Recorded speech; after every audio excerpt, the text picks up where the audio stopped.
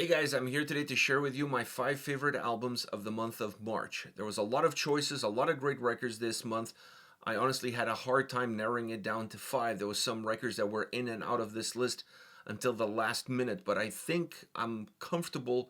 I don't think I know. I'm comfortable with these choices, with these 5 albums, and I'm going to start off chronological order of release with Suicidal Angels, Profane Prayer, out March 1st on Nuclear Blast. Tyrants and sirens, bloodlust and violence, got drowning to forgiveness. On the edge of nothingness, perfection seems so bright, through ugly war with this light.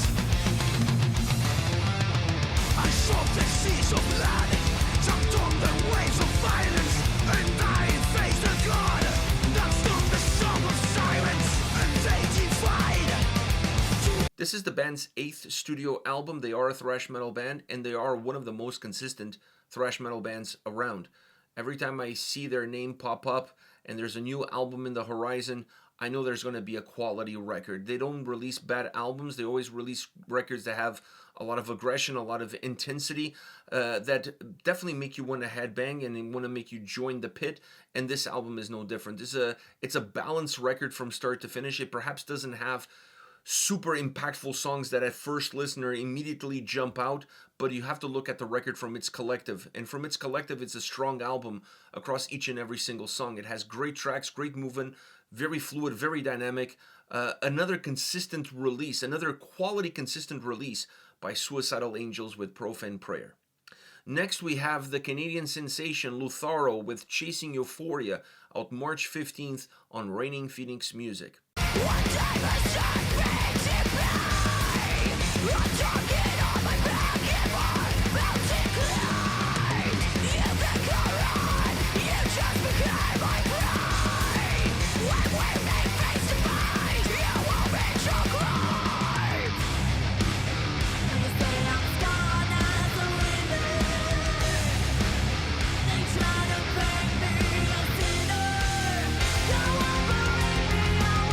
This is the band's 2nd album, and they are a melodic death metal band, but I think they're a lot more than just a melodic death metal band. They have a wide array of influences and when it comes to their sound, and you're going to find that on this sophomore record, which it is their best album to date. I know it's only the 2nd album, but still, it's much better than the debut record. It's a more consistent album.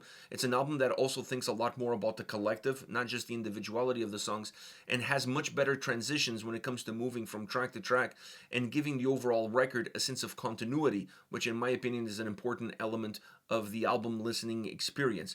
When it comes to the individual songs, they are better crafted. They are a more mature result of the experience that the band has gained, not just in terms of creating music, but the experience of playing music live, playing with other bands, seeing what works, what doesn't work, and really redefining and perhaps refining their skills as musicians, as songwriters. In this album, it's definitely a huge leap forward as far as this band is concerned, and I think this album is going to be in the discussion, at the very least, in the discussion for a Juno, which is the equivalent of the Grammys for Canadian artists. So I'm looking forward to see what this record is going to bring to them, because I thought was a phenomenal album through and through. Next, we have Aborted with Vault of Horror, out March 15th on Nuclear Blast.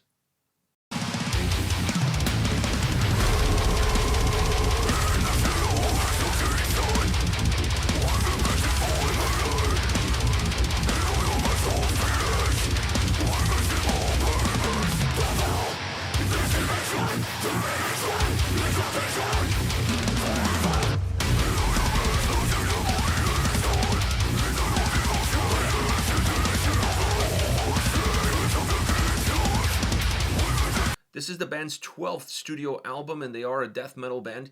And this album has a great concept behind it, horror movies.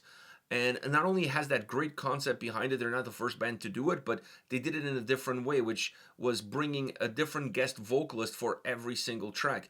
And I must say, maybe it wasn't on purpose, but the influences of those artists are seen beyond their vocal performance on these tracks. A little bit of the sound, a little bit of the execution behind each and every single song has a little bit of the DNA of the artist invited to participate in it. And I thought that allow this record to really surpass my expectations. I love the idea, I love the concept, I love horror movies. So if you can bring these two worlds together, the world of death metal, the world of metal with horror, I think it's always a winning formula, and this album is no different. The combination of factors, the combination of themes, the combination of having guest vocalists, the sound approach, everything about this album really gives it playability. It's still a very brutal and aggressive record, but perhaps not their most brutal and aggressive, because there's room in this album for the listener to take its time, and it allows the listener to breathe a little bit better within the overall idea and the overall execution of digesting this album. And what I'm trying to say is not that the album is necessarily a softer record, because it's not super brutal, super aggressive. You're never going to get a soft album from Aborted, but they inserted different mechanisms within the design of the record and within the sound experience of the record that makes this an easier to digest album for the fan that's on the periphery. If you're a fan of Aborted, you're going to love this record. If you're not a fan of Aborted, but you're a fan of death metal, I think this album is going to open some doors for you, and it's going to allow you to dive in, maybe in the shallow end of the pool, but eventually you're going to graduate and you're going to move into that deeper end as far as Aborted is concerned, and perhaps even dive deeper into their discography. Next we have Ultimus with Epic, out March 15th on Season of Mist.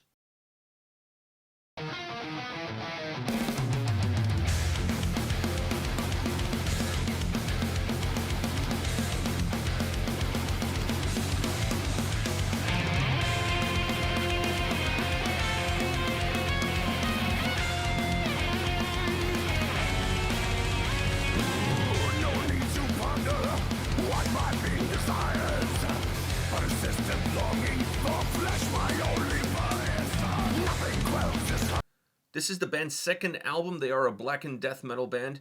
And the same thing I said for Lutharo, I can say for this record. This is definitely their best album, their most complete body of work. It has an incredible sense of beginning, middle, and end, and a great progression, a great fluidity from start to finish.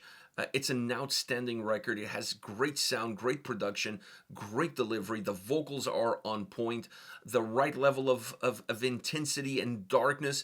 It's just a very complete album that has a great atmosphere as the backdrop, and that atmosphere merges really well with the sound that's being delivered and with a vocal performance on top of that. I couldn't have asked for a better record from Ultimus. Definitely a step up, as well as what I said from Lutharo from their debut album. Last but definitely not least, Leaves Eyes with Myths of Fate, out March 22nd on AFM Records.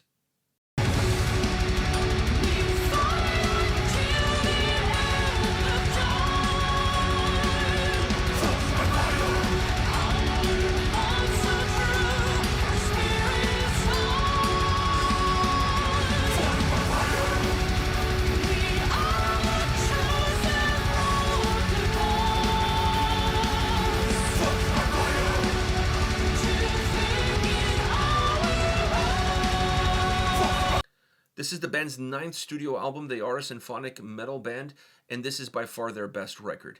I think this is one of those albums where the stars aligned. It was a perfect storm, whatever cliche you want to use. Great structure, great design to start off. An album that has an outstanding sound. The production behind this album allows the symphonic elements to be more of a layer, to be more of a subtle underlining, and gives the right amount of focus to the guitars and to the drums, really bringing the more metal side of symphonic metal into the forefront, and using the symphonic pieces in a way that it can fill in the sound essence and make the songs feel robust, but not necessarily depending on it for the songs to have a volume. The volume comes from the heaviness of drums and guitars working together, and then you have great solos, great vocal performances. I wasn't a huge fan of the harsh vocals, but there was very little of it, and Elena's voice is outstanding on this album. I think it's her best vocal performance since joining the band, but I also think it's her best vocal performance in general. She felt very natural. She felt very organic. The way her voice comes across is very warm, haunting at times, but always in a way that gives these songs a different kind of light and a different kind of energy. Outstanding album by Leaves Eyes. I was not expecting this record to be as strong as it is. It's definitely going to be one of the best symphonic metal records of the year. I know Nightwish still has an album coming out this year, and they are the juggernauts of the genre, But this album is phenomenal. If you're a fan of the genre, you're gonna definitely be a fan of this album. It's gonna resonate with you, but I think it's gonna resonate much far beyond the realm of symphonic metal. It's just a great metal record all around. This is it, my 5 favorite albums for the month of March. Let me know what your 5 favorite albums are, or 6 or 10, whatever your favorite records are. Use the discussion, the comment section of this video to post your notes, to post your favorite albums, your favorite bands. Let me know what March brought to you that perhaps didn't bring to me. I'm looking forward to that, and I'll see you all at the next video.